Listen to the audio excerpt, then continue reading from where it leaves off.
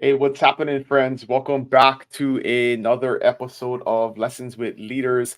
I'm super excited today to have one of our rock star, newer, not totally new agents on with me today. And without further ado, I'm just going to bring her up on the screen. This is Latasha Kepani-Lai. And I'm going to do a quick intro on stats, and then we're going to let her introduce herself and talk about kind of her background and how she made the journey into real estate. But because I'm a stats guy and I love looking at stats, in all of the promotional stuff we put in there, that it was 22 closings in her first 18 months, it was actually 23. But the important point to that is really it wasn't, she did about 6 months before she had her first closing, and then it was 23. So that's important. It's 23 in the last 12 months, which is super, super impressive. If you're familiar with the Hawaii real estate market, that's not common. Definitely for somebody who's relatively new. And just to put that into context, on our island, on the Big Island, we have about 1,600 agents, give or take, on the Big Island, and there was only 87 agents who did 23 or more closings in the last 12 months. And that is so top 5%. So I don't know if you knew this, Tasha, but you are top 5% on the island with less than 2 years in the business. And so it's super, super impressive. But there's so many things that we're going to get into talking about it that you do that are that make that possible. And so I'm super stoked that you're here to share and that you are willing, because I know this can be nerve-wracking sometimes getting on video and the pressure of a live video, but I know you're going to do great. So I wanted to start with just give everybody like some background on your life, where you grew up, what your family looks like, and kind of a short story until you got into real estate, and then we'll take it from there. So tell us about your background. I'm born and raised Big Island. Grew up in the east side of Hawaii. I graduated from Cal High School at the age of 16. I played sports, basketball. I paddled canoe. I did body How did conditioning. you how did you graduate at 16? Um, it's Cal. I mean, it's not that difficult, but I took a lot of extra classes. Okay. I did like classes after school. I did correspondence. When I was a junior, I didn't know I was like at my last quarter of the year, my counselor said, "Hey, you have enough credits. If you want to do two correspondence, you can graduate early." I said, "Okay, I'll do two correspondence and graduate early." And so that's kind of what I did. And then I decided to just start working. And what year was that? 2000 I was supposed to grad 2007. I graduated in 2006. Okay, awesome. Okay, you graduate and then you just go to work. And then I got scholarships to go to community college. I went for early childhood and then realized I don't want to get paid to watch people's kids. So I decided to just work, and I waitressed. Was my first job was Kuhio Girl. And then I started working at Jamba Juice because they liked my people skills. So they offered me a job because it was next door to each other. So I worked both places. And then they had another restaurant. So they had me working at Encore. And I'll never forget, at 16, I learned something that was super important. One of the aunties that was training me, she told me when I would go out to take food or bus tables, she goes, "No wasted steps. Honey, if you're going to take something back to the kitchen, make sure you take 3 plates with you. Don't ever waste your steps." And so at 16, that was something I kind of held on to for my whole life. But after I was working, I ended up becoming a mom and getting married, having kids, and I stopped working as much. And I went through different phases, right? Like I worked as a waitress for years, and then I started. I went into real estate investing and developing homes, and then I had my fourth and fifth child, and I just stopped. I was like, okay, I'm overtaking my numbers, and I'm just gonna be a mom. And so I just stayed home and watched my kids once I had number four and five. So around what year was that? That was 2016, 2017, 2018. I kind of just Just full-time stopped. mom at that point. Yeah, Yeah. full-time mom. Yeah. Okay. So a few years go by, and then what makes you think, okay, now is a good time to get back into the workforce and to pursue real estate? Honestly, it was my husband. I was watching him like get up at 3 in the morning, 3:45 every single day. He would go to work and he'll come home around 7, 8 o'clock at night because he was working far, so he had to drive. And on top of that, he went back to school and was going to school on Saturdays. And so he had one day off. And I was like, man, you could come home and be a present dad every day, spend time with the kids, go to work and go to school, I can do something. Like there's no reason I can't do more. And Justice, my sister-in-law, she was a realtor and she was killing it. She was just busy. And she was like, you should join my team. You should join my team. I was like, yeah, I don't think I can do it with kids. And she goes, you can do it. Trust me, you can do it. And she just kept persisting and like, you can do this and encouraging me. And between the both of them, I said, you know what? I'm just going to give it a try. I'm going to take the class. I'm just going to try. Hardest thing I ever did was go back to school and take the class with 5 kids. Most people can do it in a month. It took me about 8 months to complete the course and pass the test. So Awesome. So okay, so what time frame was this now? This uh, is this is 2022. I decided I'm going to do it. I didn't get my okay, license until 2023. right. Um, Right in the beginning, right? yeah, January. Okay.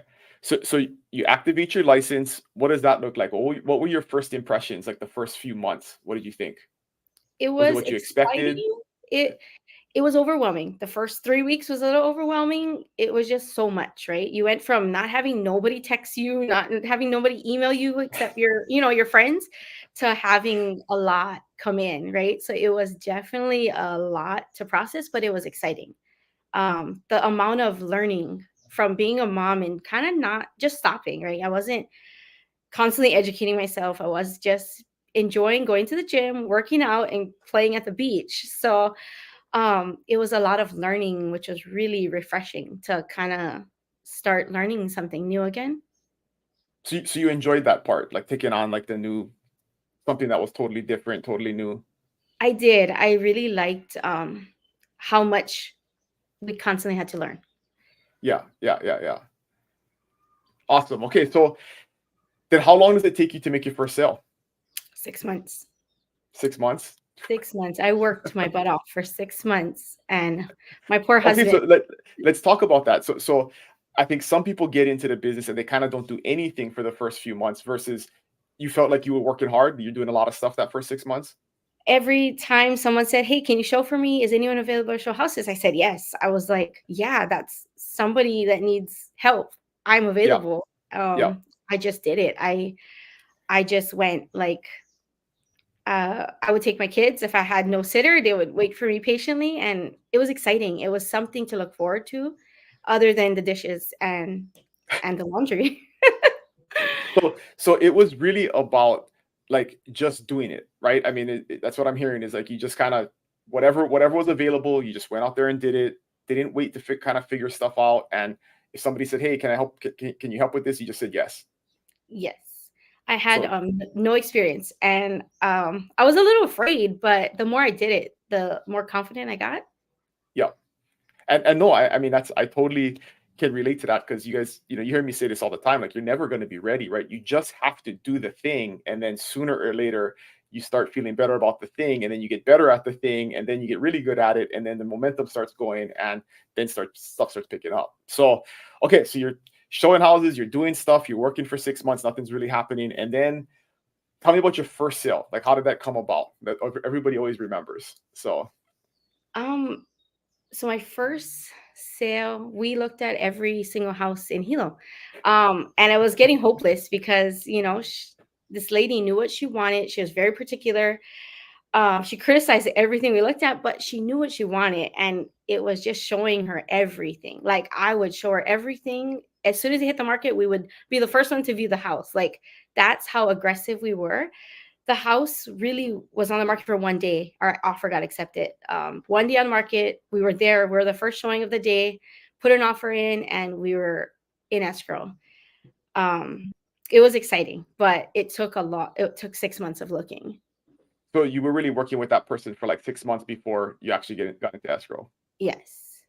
So that's an important lesson too, right? Is that a lot of times, I mean, if you don't show the 9 houses before they buy the 10th one, and sometimes you got to show 29 houses before they buy the 30th one. If you give up on house number 3 or house number 20 and you never get to the one they buy, that's a thing I think that holds a lot of people back is they don't get any immediate gratification and they don't see the long term effort that you got to put in order to finally get some results. And so has that always been kind of your mindset? Like what held you back from being discouraged and being like, man, this is a waste of time. I'm working so hard and I'm not getting any results. Um, my husband was busting his butt to work and he was paying for me to have a real estate business, right? And in the process, we have 5 kids. Like, they have to eat. I had no choice but to succeed. So quitting now after I invested all that into my education wasn't going to benefit me. I had to be successful. I had to do my best to try, just because, like, if I'm going to invest in this, I want to show my kids. I failed the real estate test 4 times. Every time I took it, my kids are like, Mommy, did you fail? Did you pass? I said, No, I didn't, but you only fail if you stop trying. So I had to be that example that don't give up. Like, it's not going to be easy, but nothing worth having is easy. And you got to just keep trying. So even the real estate test wasn't a one-time goal. Was Took a not a couple tries. one-time goal. It was so hard. It was the hardest thing I had to do. It was definitely challenging.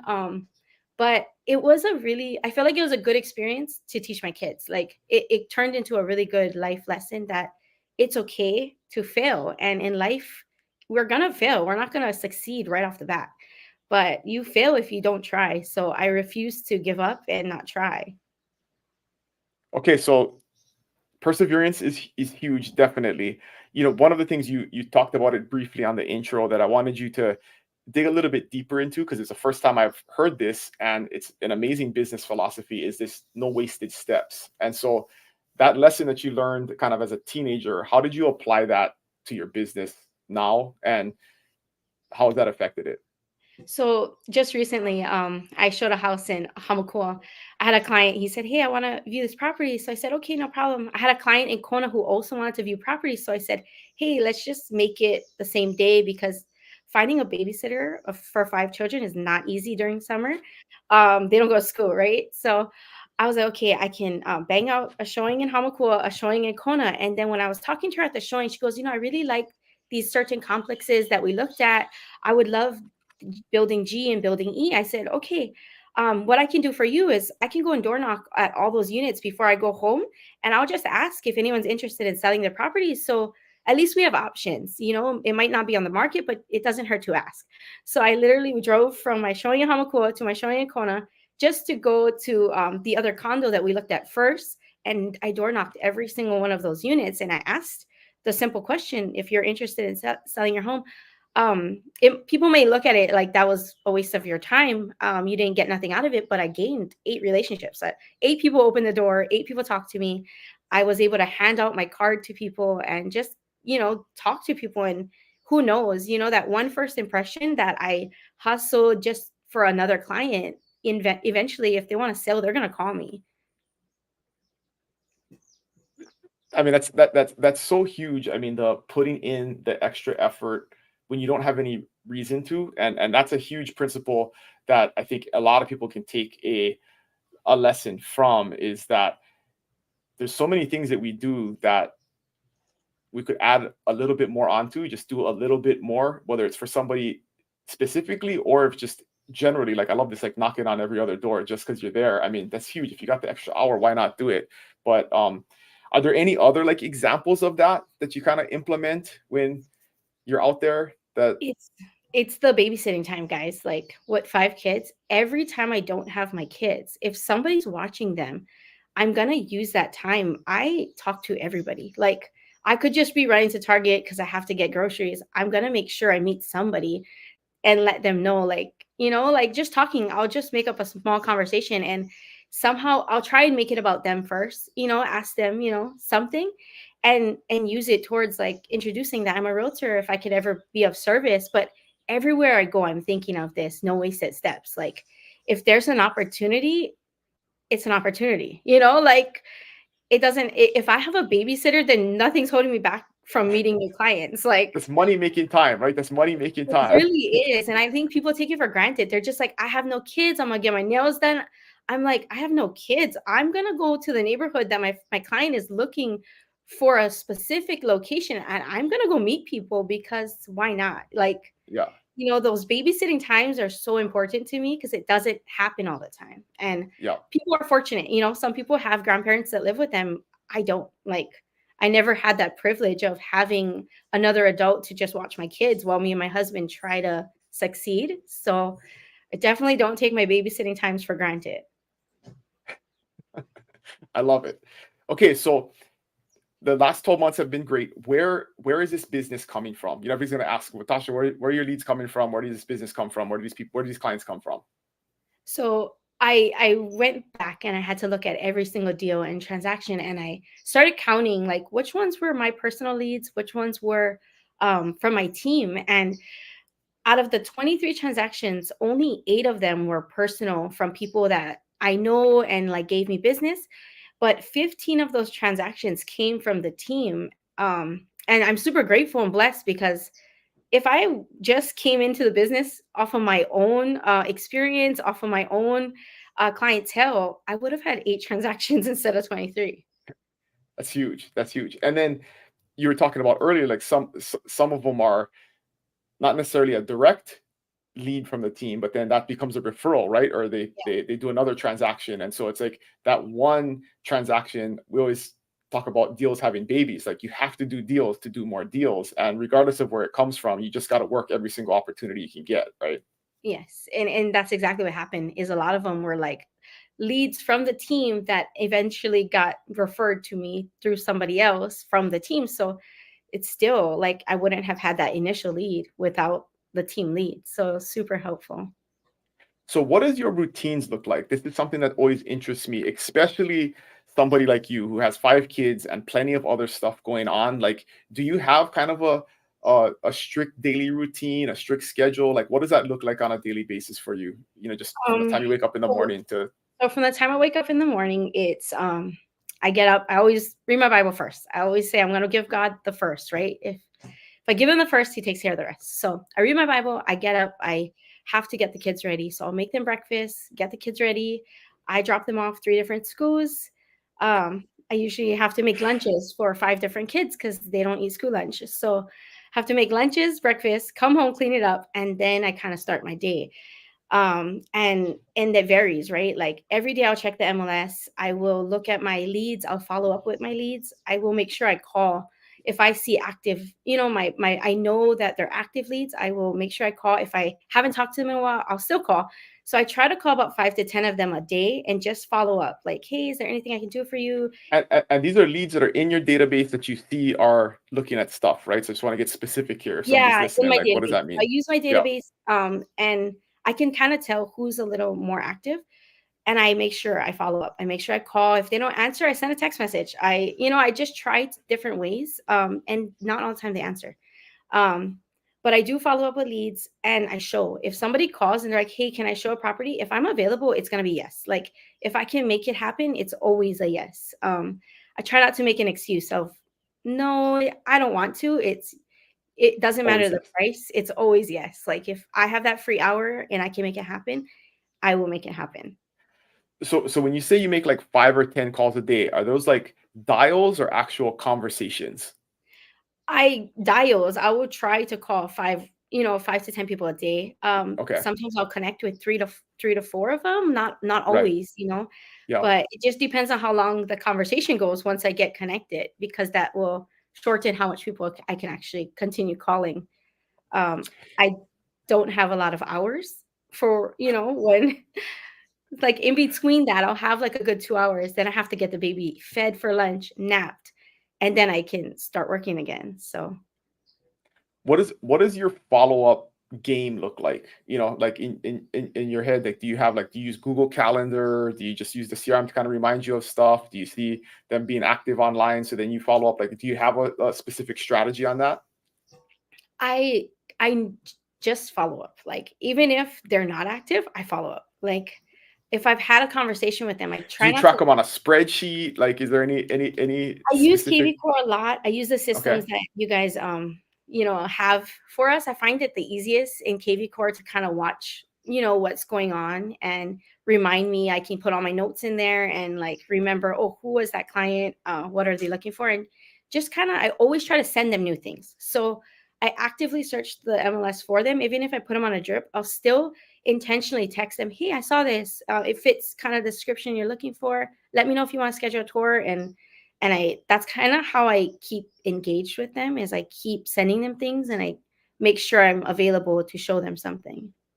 So being proactive versus being reactive is what I'm hearing, right? Proactively Yeah, reaching yeah, out, not waiting for them to come to ask for something, yeah. right? I feel like if they have to reach out to me, I'm not doing my job.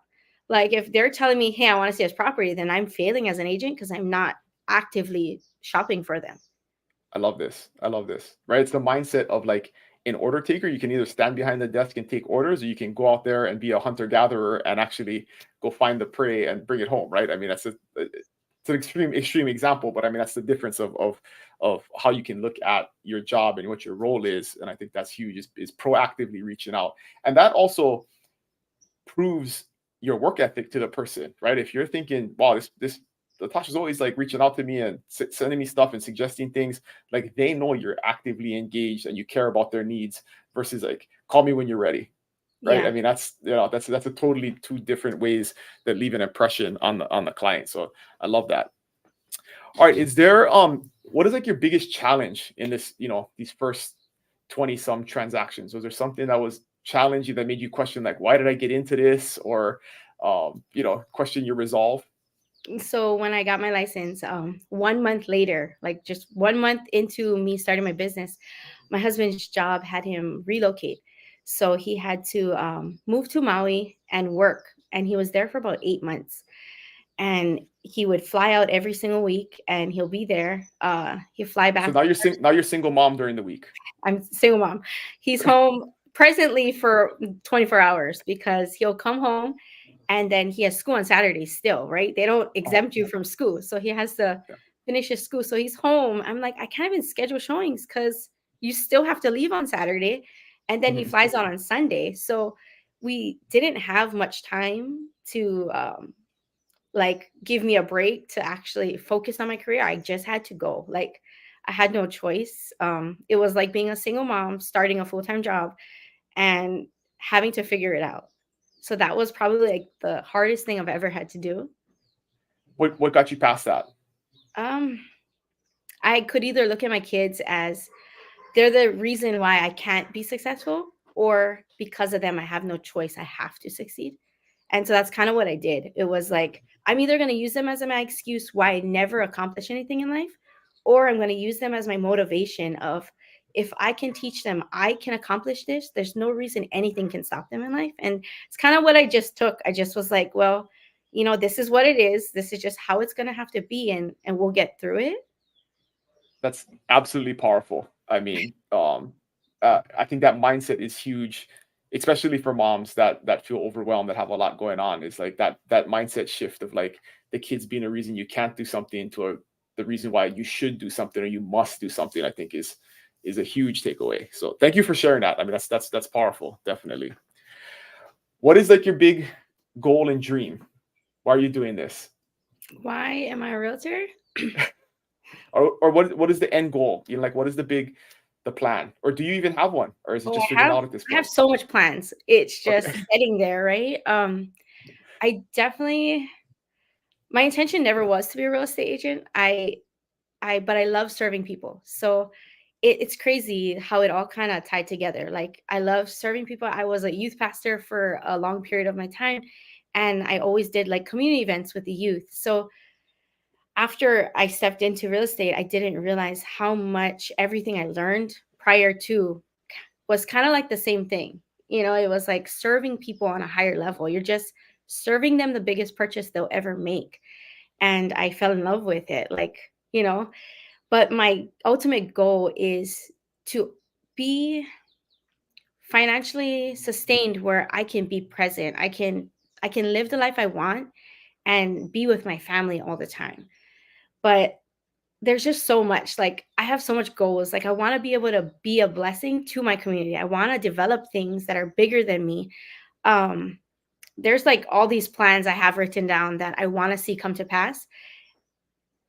But first I got to focus with what's right in front of me, So right? so that's huge. You just said you have goals written down. What does that look like? Because this is something I think a lot of people don't do, is like it's in their head, but they don't manifest it on paper or on a vision board. So like what does that mean to you? Like you have a post-it on your bathroom mirror? Like what does that look like when you say you write I it down? actually have a book. Like, I have a book I had since I was 16. A lot of things happened when I was 16, but one of these, I had a lot of people know in the community, Uncle Kalani and Uncle Glenn, and they worked for the Salvation Army, but they used to hold these classes, and those were classes I went to after school.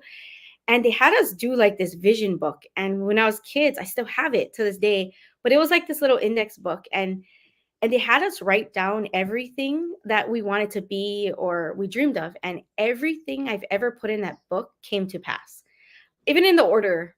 And so don't put kids before your career, guys, because the kids came first and then the career. But everything, like, I wrote down specific things and I didn't realize it until I was unpacking one day and we moved into this 4-bedroom house in HPP. And in my book, I wrote down, I want to own a home on 1 acre, a 3-bedroom, 2-bath home in Hawaiian Paradise Park. And now that I'm thinking about, why was Hawaiian Paradise Park my dream location, I don't know, but it's definitely not my You dream got what you location. asked for, right? You got what you asked for. So, but everything came to pass. Like, I even have realtor in there, and now I'm a realtor. And so everything I've ever wrote down has actually happened. And so ever since I seen that and I witnessed like everything I wrote down came to pass, I don't play around with writing things down. If God gave me a vision, I'm going to put it down because I'm going to see it come to pass eventually. It doesn't matter how long it's going to take. It's biblical. He says to write your vision down plain. So he who may read it may run. And I think that's like the most powerful scripture because I've seen it happen so many times. That's huge. That's huge. That's almost a good place to end. But is there anything else, like as somebody getting a business or somebody struggling right now, any words of advice, any final thoughts on what you need to do to make it when it's getting hard or it I seems overwhelming? I feel like if you're a mom, just just try. You know, if there's any dream, it doesn't have to be real estate. If you have a dream, then give it a try because you're inspiring your kids to reach your dreams. It doesn't have to end as I'm a mom. You know, and so long we're taught that that's the example we see growing up, and it's not a bad one. I love being a mom. That's like the best thing I ever get to be is a mom.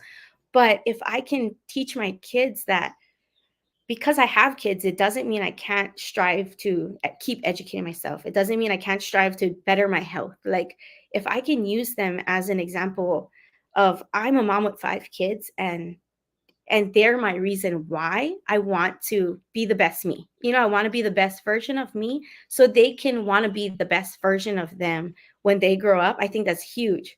But also, if you all do want to be a realtor or you are a real estate agent and you're not seeing success, it's okay. Like, there's a solution, and I really think it's joining the right team. Like, does your broker want you to bring them business or do they want you to be successful? Are they giving you business?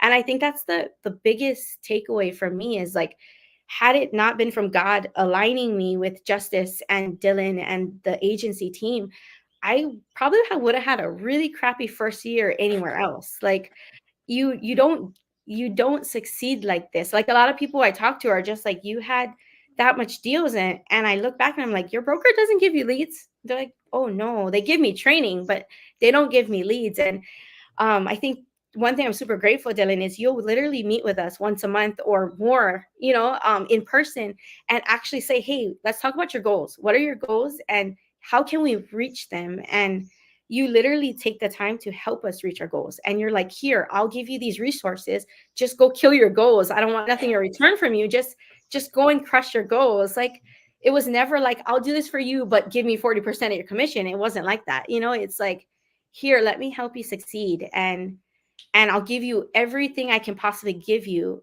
to succeed. And it's like an open book. Like, nothing you have is a secret that you won't share with your team. And I think that's really a successful business practice. Like, in any business, you know, like if your broker or your leader doesn't want you to know their secrets or what made them successful, then they obviously don't care about your future.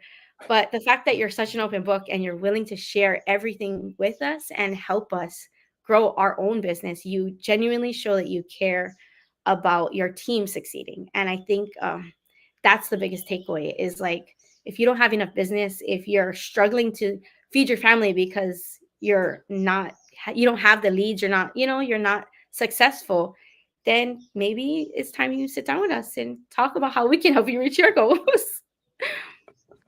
Well, thank you. That means a ton. I think, definitely, I talk about this all the time, right? Is just provide a massive amount of value with no expectation, and then you'll have anything you want in life, right? If you help enough people get what they want in life, you'll be able to get whatever you want in life. And so that's a huge manifestation. And thank you for confirming that. And you're a shining star, and you're a proof of concept that if you have the right mindset and you put in the work, because that is something that there's nobody can provide you with the work ethic, right, and the right mindset. We can provide you with leads and resources and guidance and all those types of things, but if you don't put in the work and you don't have the right mindset, none of that actually works. And that's something that nobody gave you. You figured that out on your own, and you're an amazing example of that. So I really appreciate you doing this on short notice and being brave. You're the third, only the second after me. I did the first one and then Misty, and then you're the third one. But super proud of you and all the stuff that you're doing. I have no doubt you're gonna achieve all of your goals and all of your dreams. And guys, top 5% out of 1,600 agents in year one is just absolutely amazing. So congratulations, Latasha, and we'll have you again on the future, maybe a year from now, and we'll see how year number 2 goes. How's that sound? Sounds good. Thank you, Dylan. All right, awesome. Have a good weekend. Thanks everybody for watching.